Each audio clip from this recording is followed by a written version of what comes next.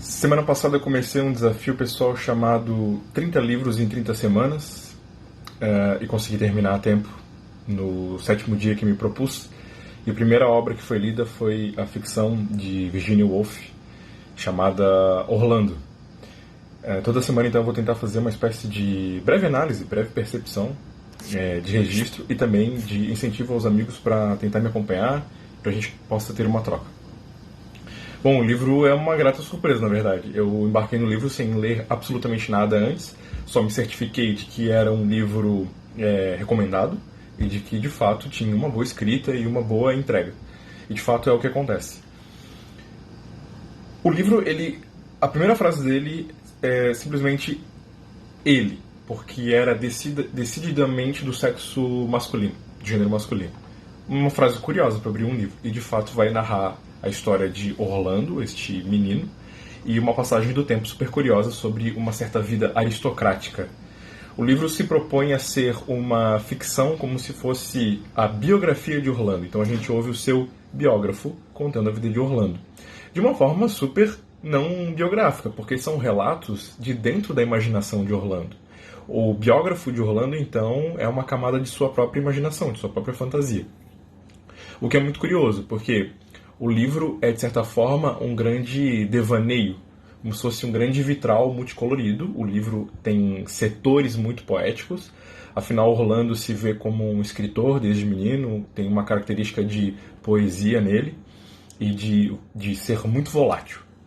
A cada capítulo, a cada passagem, passa-se um pouco da vida de Orlando, passa-se pouco tempo de vida, suas idades, suas maturidades, suas tragédias românticas, sua vida na corte, suas experiências como menino, como homem, aprendendo a trabalhar e assim por diante. Até que finalmente acontece uma coisa inesperada. Ele se transforma em uma mulher. Isso não é um spoiler, isso está na contracapa do livro. Por que isso acontece? Justo no começo do livro, Orlando, muito decepcionado no encontro com um poeta que ele admirava, reconhece nesse poeta a vida comum dos homens, porque Orlando sempre esteve cercado de grandes casas, grandes castelos, reis e rainhas, pessoas que têm uma certa norma de viver, de representar um teatro. E ao se deparar com a vida comum, com a grosseria, com a violência do pensamento, com as críticas demasiadas, ele diz não querer mais estar perto dos homens comuns, quer viver apenas com cachorros, quer apenas dormir. Coisa que acontece frequentemente no livro. Ele pegar num sono violento por dias e aí mudar como que de personalidade. Essa transição do gênero no livro é feita quase como que magicamente. Ele é visitado por 3 arquétipos de mulheres, sem entregar aqui muito da história, e se transforma como se ele tivesse vivido tudo o que havia para viver no gênero masculino. E aí Orlando se transforma ganhando uma nova maneira de enxergar o mundo. Não vou revelar mais. Eu acho que essa pequena premissa e sinopse, claro, através da minha mediação, é o suficiente para você querer saber se é o tipo de coisa que você gostaria de ler. Minha primeira percepção, se fosse para dar uma nota, 10 de 10. Adorei. Aqueles que têm um pouco de dificuldade em narrativas muito impressionistas, o que eu quero dizer? Que troca de foco muito rápido, que é um relato de imaginação, uma percepção do mundo, as cores, os sentimentos, as emoções. Eu estou numa cena, em breve, logo mais eu já estou na outra.